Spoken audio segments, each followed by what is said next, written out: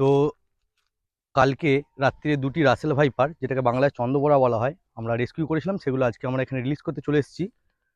তো খুবই বড় সাইজের দুটো রাসেল ভাইপার।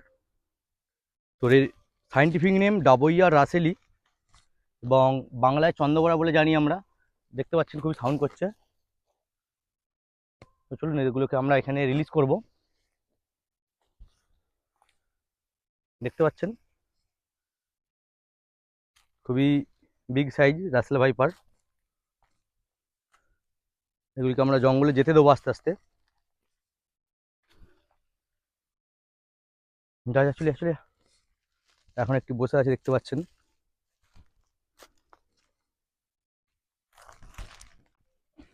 যা যা, যা রে ভাই। দেখুন ও চলে গেল।